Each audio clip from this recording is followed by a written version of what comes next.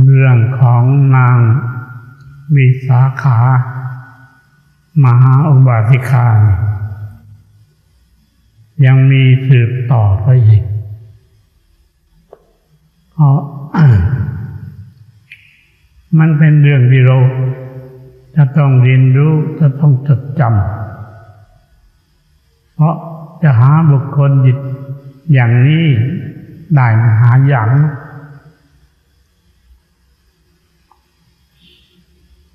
ในครั้งนั้นนางวิสาขาก็มีเพื่อนที่เป็นที่รักที่ใคร่แล้วก็นับถือพุทธศาสนาด้วยกันมีอยู่ทั้งหมด2 คนชื่อสุปวาสาคนหนึ่งนางสุปิยาคนหนึ่งเรียกว่าเป็นเพื่อนที่รักที่โกก็มีฐานะใกล้เคียงกันนางสุปวาสามีเป็นเชื้อราชวงศ์โกริยะส่วนสุปิยาไม่ได้บอกแต่ว่าเป็นคนมีฐานะทั้ง3นี้แล้วก็เข้าไปในเอราวัณมหาวิหารได้วันหนึ่งก็เข้าไปดาวสองครั้งตอนเช้าครั้งหนึ่งตอนบ่ายครั้งหนึ่งมาไปตอนเช้าก็ต้องมีอะไรติดมือไป2 อย่างน้อย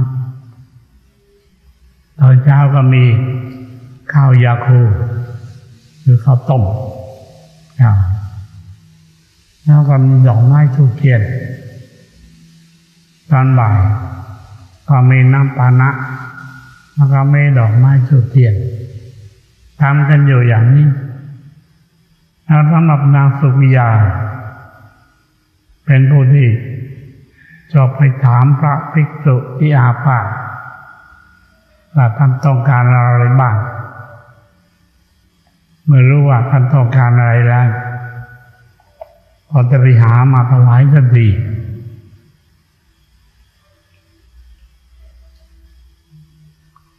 เพราะว่าภิกษุผู้เป็นกายตามพระวินัยขอของได้ขออาหารจากใครก็ได้ไม่ผิดวินัยพึงไม่เป็นกายก็ขอได้แต่อย่าขอเพื่อตนขอเพื่อผู้อื่นแต่เราขอเพื่อภิกษุหนึ่งภิกษุใดขอได้แล้วเมื่อขอแล้วได้มาซึ่งอาหารภิกษุผู้ใดมานั้นจะบริจาคเพื่อให้เราได้พบได้ฉันด้วยก็ไม่ผิดอะไรแต่ไม่ใช่ขอเพื่อตน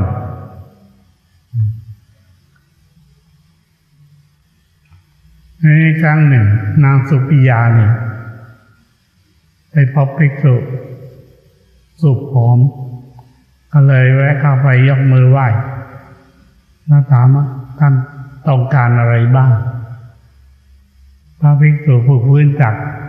อาพาธตอบว่าอยากได้น้ำเนื้อต้มคือมันอยากนะฟื้นไข่นางก็รับว่าจะหามาให้ในตอนบ่ายวันนั้นก็ไปเที่ยวแล้วไป ออกจากบริหารแล้วไปพ้นไปตลาดไปหาตั้งตลาดไม่มีเนื้อสดเพราะเป็นวันขึ้น15 ค่ำสมัยโบราณวันพระ8 ค่ำเขาไม่ขาดสัตว์เลยถึงในเมืองไทยนี่ก็เมื่อเรายังเด็กๆก็จำได้พอวันพระเขางดเว้นไม่ทำบาปจะไปตกเป็ดตกปลากันเลยแล้วมันก็ไม่ทำตลอดเป็นการใช้งานสัตว์วายไถนาเลยไม่ใช้มาเลยต้องหยุดพักผ่อน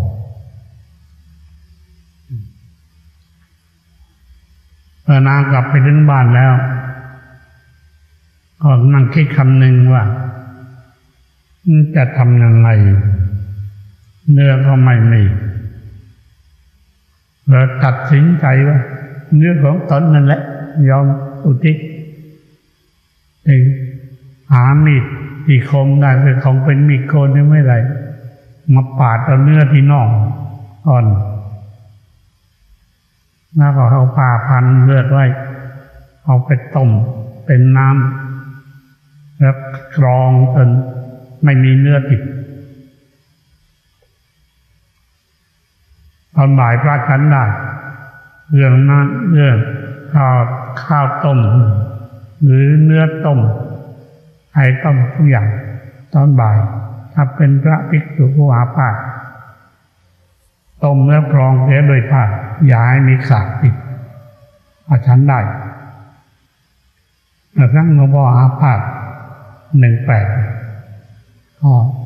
ตกเสร็จเขาทำถวายเหมือนกันหลวงพ่อก็รู้วินัยอยู่ก็ลองดูลองจิบดูเนื้อต้มเป็นน้ำซุปพอมันไม่รู้สึกว่ารังเกียจหรือมันปฏิเสธก็ฉันได้แค่วแล้ววันรุ่งขึ้นอีกวันก็ฉันอีกครั้งหนึ่งฉันเพียง2 ครั้งเท่านั้นแล้วก็ไม่รับเลยทางนั้นมานางบริจาคเนื้อที่น่องไปต้มเป็นเนื้อน้ำต้มเอาน้ำต้มนั้นไปถวายให้ทาสีนำไปถวายพระเสร็จเรียบร้อยแล้วนางก็ปวดมากเพราะต้องแผลใหญ่จึงจะได้เนื้อเป็นก้อนก็นอนชมอยู่ในห้องฝ่ายสามีของนางไปกิจธุระที่ข้างนอกเมื่อกลับมาไม่เห็นแม่บ้านภรรยาถึงถามทาสีบอกนางไม่สบายอยู่ในห้องจึงเข้าไปเยี่ยมก็เลยบอกกับสามีว่าตอนที่ไม่สบายนั้นยกแผลที่นอกให้ดูเอาผ้าพันใส่ยาไว้บอกด้วยศรัทธาเห็นพระเป็นอยากทำเนื้อต้มแต่ไปหาซื้อที่ตลาดมันเป็นวันขึ้น15 ค่ำไม่มีเนื้อขายจึงตัดสินใจเอาเนื้อของเองให้เป็นทานนี่แสดงถึงว่าจิตใจในการศรัทธาสูงเหลือเกินคิดดูยอมสลักเนื้อในกายเพื่อเป็นทานได้แล้วก็นางก็ไม่ใช่ว่าแก่เฒ่าอะไรยังหนุ่มยังสาวกลางคนพอบอกสามีรู้เรื่องแต่นี่สามีจะโกรธเคืองหรือเสียใจไม่มีดีใจขออนุโมทนาสาธุด้วยพอ อีก2 วันหรือ3 วันสามีก็ไปนิมนต์พระพุทธเจ้ามาเสวยอาหารบิณฑบาตที่บาตรพอไปพระสงฆ์หมู่ 1พระพุทธเจ้าก็ทรงรับพอถึงวันเวลาพระองค์ก็เสด็จพอที่จะรับพระพุทธเจ้าจะรับนิมนต์เผอิญมีอุบาสกการนิมนต์พระโมคคัลลานะไว้ให้อาราธนามนต์พระพุทธเจ้าไปรับอาหารบิณฑบาตที่บ้านด้วยมันไปพ้องกับที่สามีของนางนี่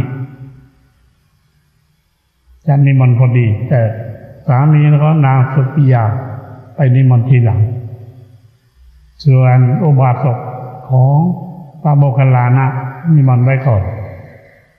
เลยร้องรับสั่งให้พระโมคคัลลานะไปขอผัดกับอุบาสกว่าจะขอเลื่อนไปได้หรือไม่ต้องมีกิจจำเป็นที่จะต้องไปที่งานพระโมคคัลลานะก็ไปหาอุบาสกที่อาราธนานิมนต์ไว้ขอผัดผ่อนเลื่อนไปจากระยะ7 วัน อุบาสกนั้นก็มีเงื่อนไขให้พระโมคคัลลานะรับไป3 ข้อข้อที่1คือว่าภายใน7 วันนี้ที่ตนเลื่อนให้บรรดาโภคทรัพย์ของอุบาสกจะไม่เสื่อมคลายสูญหายไปโดยเหตุหนึ่งเหตุใดหมายความท้องยังอยู่สมบูรณ์ทุกอย่างข้อที่2ชีวิตของอุบาสกนี้ให้รับประกันว่ายังอยู่จนตลอด7 วันไม่ตายข้อ3ให้รับรองว่าศรัทธาที่อุบาสกนี้มีอยู่นั้นไม่เสื่อมคลายยังเหมือนเดิมพระโมคคัลลานะได้ฟังเงื่อนไข3 ข้อนี้แล้วท่านก็นั่งนิ่งตรึกตรองดูท่านก็ตอบว่าอุบาสกอาตมาภาพจะรับได้เพียง2 ข้อคือข้อ1เรื่องโภคทรัพย์ของอุบาสกขอรับรองว่าจะไม่มีอันเป็นภัยอย่างหนึ่งอย่างใดจะมีอยู่สมบูรณ์บริบูรณ์ทุกอย่างข้อที่2เรื่องชีวิตของอุบาสกก็ยังคงอยู่ปกติไม่เสียหายไม่ตายไปอย่างไรไม่มีแต่ข้อที่3เรื่องศรัทธาของอุบาสกนั้นอาตมารับรองไม่ได้โยมอุบาสกต้องเป็นผู้รับรองเองอุบาสกก็ยอมรับว่าจริงใครไปบังคับจิตใจได้ต้องเกิดโทษอุบาสกก็ยอมรับแค่เงื่อนไข2 ข้อพระพุทธเจ้าเมื่อได้รับเงื่อนไขเช่นนั้นก็เสด็จไปบ้านของสุปิยะซึ่งเป็นสามีของนางสุปิยาเอาไปถึงพระองค์มองแล้วไม่เห็นนางสุปิยาก็ถามสามีว่าอุบาสิกาสุปิยาไปไหนเสียล่ะบอกว่าไม่สบายเนื่องจากเรื่องอะไรเนื่องจากว่าเมื่อวันก่อนนี้นางเข้าไปในเจตวันมหาวิหารไปพบพระที่ฟื้นจากอาพาธท่านต้องการจะฉันน้ำเนื้อต้มเลยนางไปหาเนื้อต้มที่ในตลาดมันเป็นวันพระไม่มีเนื้อสดขายนางก็ตัดสินใจปาดเอาเนื้อที่นอกไปต้มไปถวายท่านเวลานี้กำลังเก็บอยู่ในห้องนอนเจ็บพระพุทธเจ้าก็ต้องจัดว่าขออุบาสิกาสุปิยาจงมีความสุขสบายดีเท่านั้นโดยอานุภาพที่พระองค์จัดไปคำเดียวแต่ข้างหน้าก็หายสนิทเดินออกมากราบพระพุทธองค์ได้เป็นที่เรียบร้อยโดยอานุภาพแห่งอภินิหารของพระพุทธเจ้าเป็นฤทธิ์เป็นอำนาจบันดาลให้เป็นไปได้อันหนึ่งอันนี้ส่วนนางสุภวาสาไม่รู้มันเรื่องอะไรจะเป็นกรรมเก่าหรือยังไงนางบาปนางบุญไหนมือมีท้องอยู่ตั้ง7 ปีไม่ยอมคลอดเมื่อไม่ยอมคลอดก็มันเจ็บปวดทรมานอยู่แล้วตั้ง7 วันแทบจะเอาชีวิตไม่รอดเลยก็เรียกสามีมาบอกว่าให้ไปคว้าพระพุทธเจ้าขอพรพระองค์มาไม่ไหวแล้วมันจะตายให้ได้มีครรภ์มาตั้ง7 ปีไม่ยอมคลอดแล้วเวลาจะคลอดมัน ปวดคันตั้งเจ็ดวันแล้วก็ยังไม่ยอมคลอดไม่รู้จะเอาเรี่ยวแรงที่ไหนมาต่อสู้กับความเจ็บปวดเมื่อสามีไปเฝ้าพระเจ้ากราบที่พระบาทแล้วก็บอกเป็นอย่างนี้ภรรยากำลังปวดท้องไม่ยอมคลอดพระพุทธเจ้าก็ทรงดุษณีมากนักร้องก็จัดว่าขอองค์บาติกาสุภวาสาจงมีความสุขความสบายเท่านั้นเองก็คลอดบุตรออกมาได้โดยเรียบร้อยมีความสุขทั้งบุตรและทั้งมารดาเป็นบางเราลองคิดดูดิว่าเป็นพระสัมมาสัมพุทธเจ้าคนออกโรงไม่ได้ก็ยังไปหาตอนนี้เรามองในแง่ภาระของพระพุทธเจ้ามันไม่จำกัดเสียเลยว่าจะเป็นชนิดไหนพระองค์เปี่ยมด้วยพระเมตตาคุณพระมหากรุณาธิคุณจริงๆที่เมตตาคุณใครมีทุกข์อะไรพระองค์ก็อยากจะช่วยผู้นั้นให้พ้นทุกข์แล้วเมื่อมีทุกข์จริงๆเกิดขึ้นพระองค์ก็ช่วยให้ผู้นั้นหายจากทุกข์นั้นได้ด้วยพระมหากรุณาธิคุณพระองค์ทรงมีพรหมวิหารครบบริบูรณ์เราซึ่งเป็นพุทธบริษัทลองคิดดูว่าพระสัมมาสัมพุทธเจ้าของเราเป็นงานพูดถึงงานคนผู้หญิงมีครรภ์จะคลอดลูกมันก็ต้องไปหาหมอตำแยหาไม้แพทย์ครั้งพุทธกาลก็ต้องมีก่อนแต่นี่ต้องไปหาพระพุทธเจ้าแล้วพระพุทธเจ้าก็ไม่ทรงปฏิเสธเสียด้วยได้จำด้วยไอ้เรื่องนี้พูดแล้วในส่วนตัวของหลวงพ่อเอง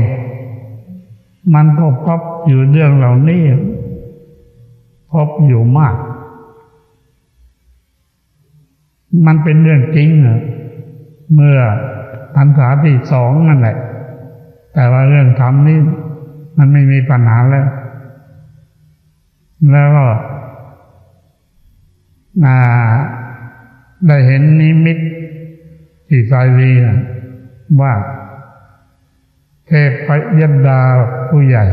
เขาจับเทพบุตรโยนลงมาจากวิมานลอยนิ้วลงมาแล้วก็ดูมันไปตกที่ไหนพอมันไปตกที่บ้านหลังนั้นหลังคามงจากอยู่ใกล้กับวัดสำนักสงฆ์นี่หลวงพ่อเห็นแล้วก็รู้ว่าเด็กคนนี้มีบุญเพราะมาจากสวรรค์ต่อไปจะได้เข้ามาบวชเรียนในพุทธศาสนาจะช่วยพระศาสนาได้เพื่อพิสูจน์ได้แน่ว่าที่นั่นมันมีคนท้องหรือเปล่าตอนเช้าก็เลยสะพายบาตรไปบิณฑบาตที่แถวนั้นไปถึงไอเมียเจ้าของบ้านนั่นแหละก็ออกมาใส่บาตรพอดีมันท้องกำลังท้องจริงๆนั่นแหละต้องลองว่าไอ้นี่หลักวิชานี้ก็วิชาตูปปาตยานรู้ว่าจากที่จุติบันนี้มาจากสวรรค์มาเกิดที่ไหนได้บุญอะไรได้กรรมอะไรได้กรรมที่เขาก็ทำไว้นั่นแหละแก้ดีที่ต้องได้เกิดหมดบุญบนสวรรค์แต่จะได้มาเกิดเป็นมนุษย์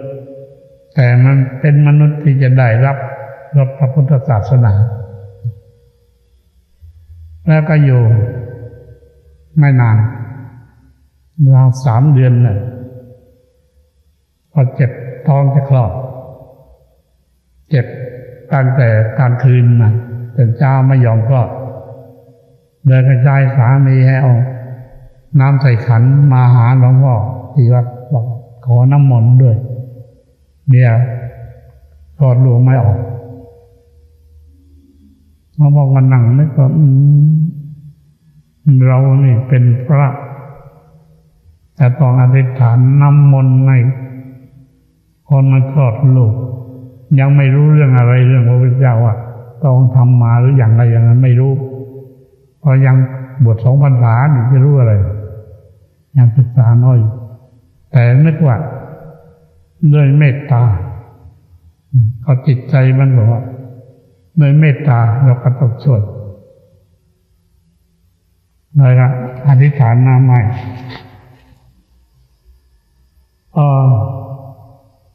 ไม่ต้องถึงอธิษฐานหรอก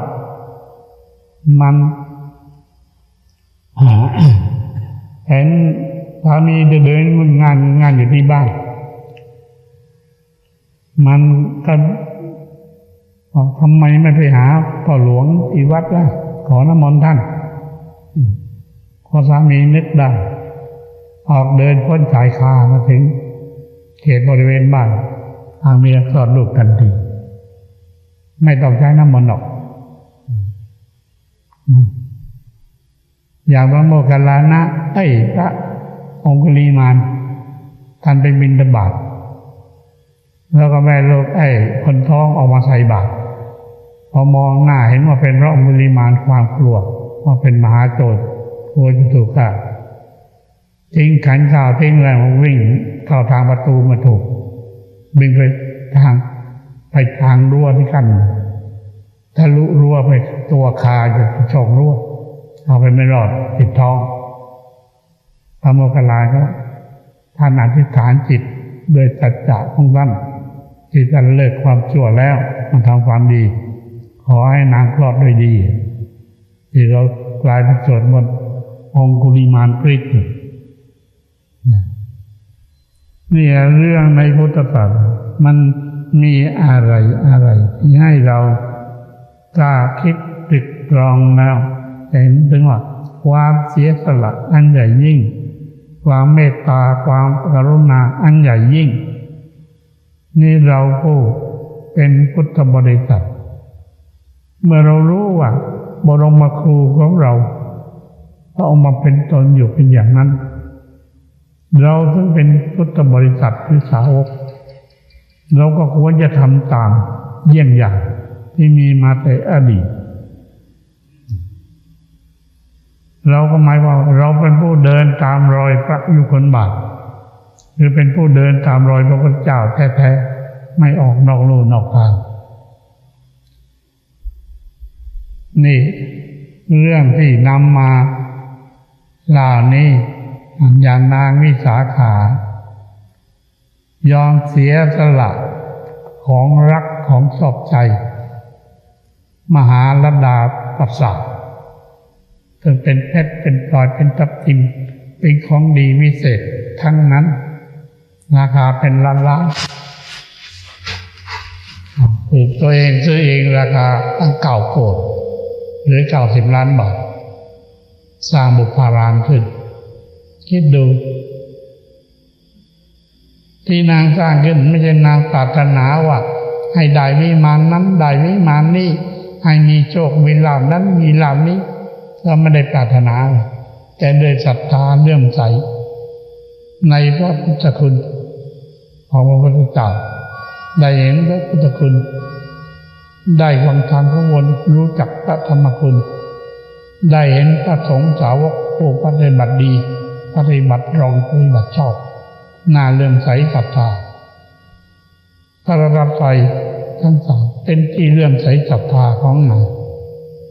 จึงยอมเสียสละทุกอย่างนี้ฉะนั้นในการเดียเสียสละทุกอย่างนี้เสียทรัพย์เป็นของภายนอกเสียสละที่ยิ่งใหญ่ที่จะเป็นผู้พิชิตหรือเป็นผู้ชนะได้คือชนะใดๆทั้งหมดชนะความสนิทหรือชนะสงครามอย่างมีครั้งหนึ่ง ตุ๊กตาคนหนึ่งบวชแล้วก็ศึกมีเสียมอยู่แล้วไม่ทิ้งเวลาบวชเสียมก็เอาซ่อนไว้แก็บไว้พอบวชคิดถึงเมียก็ลาศึกแล้วก็ไปอยู่กับเมียเอาเสียมนั่นแหละไปปลูกพืชปลูกผักทำสวนเลี้ยงเมียเลี้ยงลูกพอเบื่อหน่ายก็มาเอากระบวชอีกอะบวชหลายครั้งเดียวจนวันหนึ่งอายุของมากขนาดไอ้ปัญหาราคะที่เคยมีแก่กายอยู่มันและความชราของร่างกายของมีขึ้นและจิตก็คงมองเห็นคุณความดีของธรรมะบ้างหรือรู้จักหรือได้ยินได้ฟังอะไรในเรื่องพระพุทธศาสนาบ้างจนวันหนึ่งไปยืนอยู่ริมแม่น้ำคงคาเอาเสียมนั่นแหละแหวงรอบศีรษะของตนว่าเราชนะแล้วมาในขณะนั้นพระราชาองค์หนึ่งที่ท่านไปรบศึกชายแดนมาชนะแล้วมาพักกองทัพอยู่ที่นั่นมันสงสัยนักหนาว่ามันอยู่คนเดียวว่ามันเป็นผู้ชนะแล้วเห็นเอาเสียงแกว่งบนหัวมันชนะอะไรพระองค์เองชนะสงครามมาแท้ๆยังไม่ได้ประกาศดูให้เสียงดังอย่างนั้นให้ข่าวไปถามว่านี่ที่แกว่าแกชนะนะแกชนะอะไรกันบอกชนะในการไม่ติดราคะไม่ติดแล้วไม่ผูกพันอีกแล้วตั้งสัตย์อธิษฐานเสียมนี้จะขว้างลงไปในแม่น้ำคงคาอยู่ที่ลึกแล้วลงไปเอาไม่ได้แล้วเพราะไอ้เสียมแรงนี้แรงเดียวถึงทำให้มีตัณหาราคะเกิดขึ้นอยู่บวชแล้วก็ต้องศึกพอซ่อนเสียมไว้ศึกแล้วพอเบื่อหน่ายเข้าไปบวชอีกก็ซ่อนเสียมไว้อีกทีนี้ไม่เอาแล้วไม่ซ่อนแล้วขว้างลงแม่น้ำคงคาเลยกษัตริย์นั้นได้ยินอย่างนั้นจริงเขาบอกเหมือนกันเขาชนะกิเลสให้เราชนะสงครามมาดูไม่คุณค่าจะเทียบกันไม่ได้พระพุทธเจ้าที่พระองค์พระพุทธชินราชหรือชีนะพระองค์เป็นผู้ชนะเนี่ยชนะกิเลสการชนะกิเลสเป็นการชนะที่ยิ่งใหญ่การชนะความตนีคือว่าสำคัญแล้วก็ยังไม่เท่าการชนะกิเลสความตนีนั้นเป็นส่วนหนึ่งเป็นวัตถุแต่การชนะกิเลสมันชนะจิตใจโดยตรงราคะโทสะก็มีอยู่ไม่ได้ในจิตใจเพราะตนเป็นผู้ชนะการที่จะทำให้เราชนะได้นั้นอยู่ที่เราต้องรักษาศีลให้สมบูรณ์แล้วก็ปฏิบัติสมาธิคือฌานให้แก่กล้าแล้วเจริญวิปัสสนาให้ละเอียดทุกคนมีความเพียรมั่นคงไม่ท้อถอยไม่อ่อนแอสืบต่อสืบเนื่องกันไม่ขาดสายอย่างนี้แล้วความหวังความปรารถนาอันสูงสุดของเราที่มีต่อธรรมอันยอดเยี่ยมก็คือพระนิพพานย่อมสำเร็จได้แน่ทุกคนจบเพียงนี้